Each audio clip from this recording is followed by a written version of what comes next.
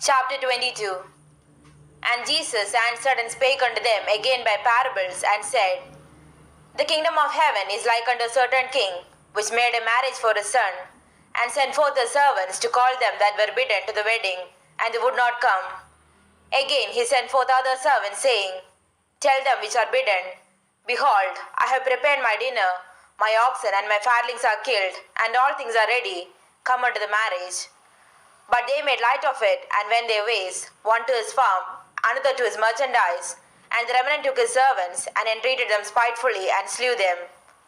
But when the king heard thereof, he was wroth, and he sent forth his armies, and destroyed those murderers, and burned up their city. Then said he to his servants, The wedding is ready, but they which were bidden were not worthy. Go ye therefore into the highways, and as many as they shall find, bid to the marriage. So those servants went out into the highways, and gathered together all as many as they found, both bad and good, and the wedding was furnished with guests.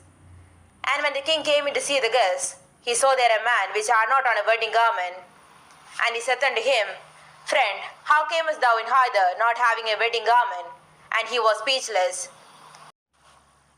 Then said the king to the servants, Bind him hand and foot, and take him away, and cast him into outer darkness. There shall be weeping and gnashing of teeth. For many are called, but few are chosen. Then went the Pharisees and took counsel how they might entangle him in his talk.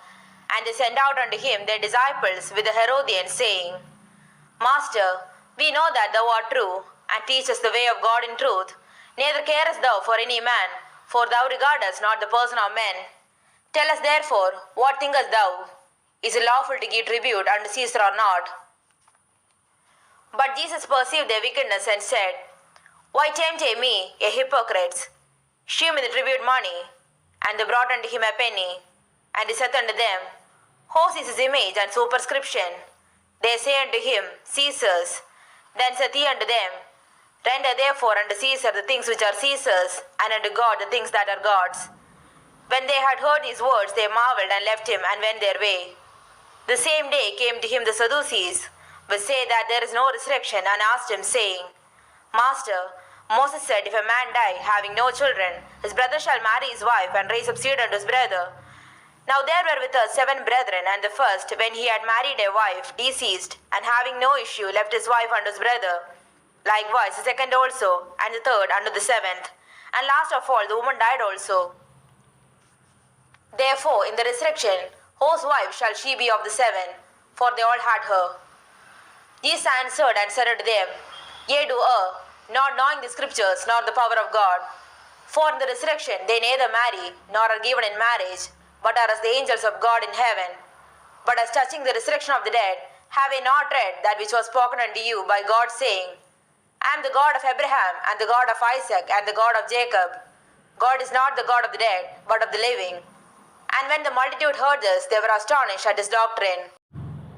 But when the Pharisees had heard that he had put the Sadducees to silence, they were gathered together. Then one of them, which was a lawyer, asked him a question, tempting him, and saying, Master, which is the great commandment in the law? Jesus said unto him, Thou shalt love the Lord thy God with all thy heart, and with all thy soul, and with all thy mind. This is the first and great commandment. And the second is like unto it, Thou shalt love thy neighbor as thyself. On these 2 commandments hang all the law and the prophets. While the Pharisees were gathered together, Jesus asked them, saying, What think ye of Christ? Whose son is he? They say unto him, The son of David. He said unto them, How then doth David in spirit call him Lord, saying, The Lord said unto my Lord, Sit thou on my right hand, till I make thine enemies thy footstool. If David then call him Lord, how is he his son? And no man was able to answer him a word. Neither does any man from that day forth ask him any more questions.